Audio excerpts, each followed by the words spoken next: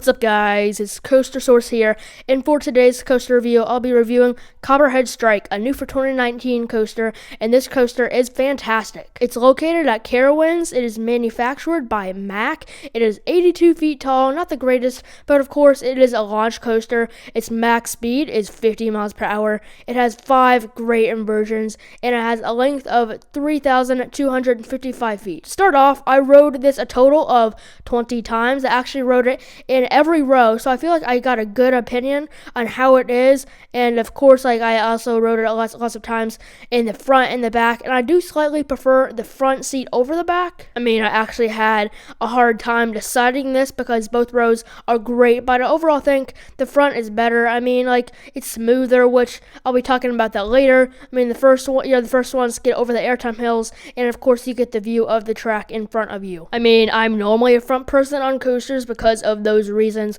which may sway my opinion a little, but on this coaster, it was a very close matchup between those two rows, and for me, I just slightly prefer that front seat ride. Now, let's talk about a part of the ride that was pretty obvious, and that is this coaster has a very decent rattle during the parts in between the corkscrew and the second launch section, and in between the stangle dive and the last pop of airtime. Now, taking into account that this coaster is brand new, it is really disappointing to realize that this coaster has a rattle. I mean, you will notice it during those parts, like, and maybe even a little bit, like, tiny bit during those other sections of the ride, but it's not really a big deal though. Now, the theming on this coaster is outstanding. There are so many parts of this ride that have theming, like the whole backstory is a granny has award-winning jam, and you try to get her secret recipe, and pretty much the whole ride, like, the whole ride is her Copperheads, hinting the name Copperhead Strike, are chasing you, and of course you escape. So of course the whole story is through the ride,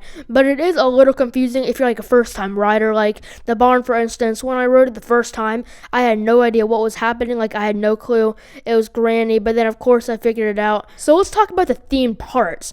So let's start out with this barn. It's really cool. It has great theming, and what they have is a screen showing Granny catching the intruders, which the screen goes black, and there's also like flashing lights all around, and there's some really cool props like the chickens. You actually have a great viewing point of the train in the barn launching out, which you can find right like when you get off the ride, and you can also see the rest of the ride on the other side, which is pretty cool, which is on the other side of the walkway. Talking about the station, it seemed pretty good. It's very detailed. Like, there is this Centurion motor oil sign, which is actually a name that Carowinds has trademarked, which I think is a little interesting, but it's also a great detail to the station. You also have some tires on the top in the station, and just like the rest of the station has some rust, just adding to the realism, which I think is pretty cool. Now, the trains are themed to like convertibles, which is like weighted, like themed to being a convertible, which is really shiny. It is really shiny actually, and it's a pretty cool train. But talking about the actual trains,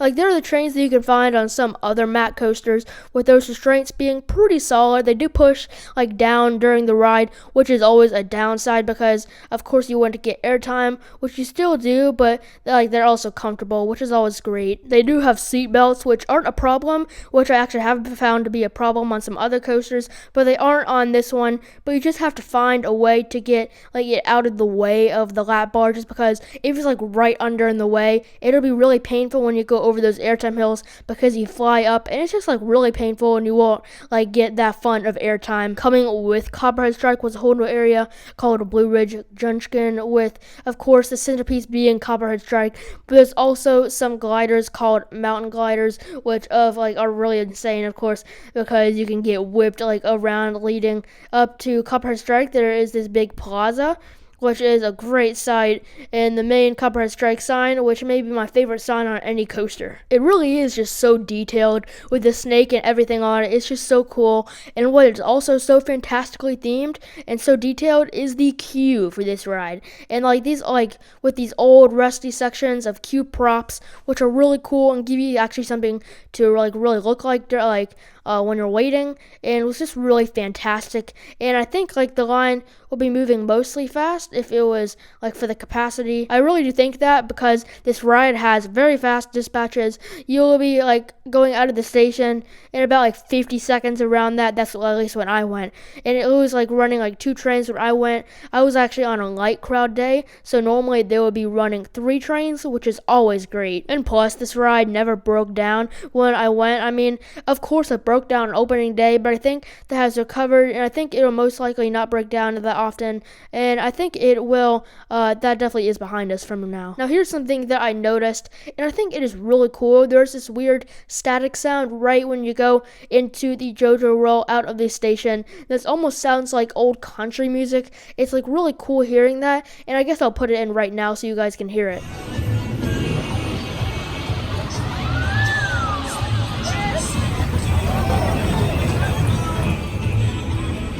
As you can hear, it's pretty weird, but it's also like pretty cool in that way. It's definitely stuck in my head, and it was stuck in my head for the rest of the day when we were at Carowinds both days. Now, here's something that definitely did bother me, and that is that you can't bring cameras into the line, which means you have to buy a locker, which is a downside. You also have to, if you bring it in line, bring your phone or any loose articles on the ride, which can hurt your ride experience during those hang time, airtime, and tense and whippy moments, which this ride mostly focuses on. And actually every single one of those aspects on this ride are fantastic, and of course they make up the ride, and even the weakest elements that Copperhead strike are really good. Now there is this one thing to do, and that's not to expect that much from the launches, because like they're your standard mock launches, forceless and very gradual. So let's talk about the ride, going through it element by element. Now you are going to leave the station and go straight into this JoJo roll, which is where you get fantastic hang time, and it's a great element to kick off the ride.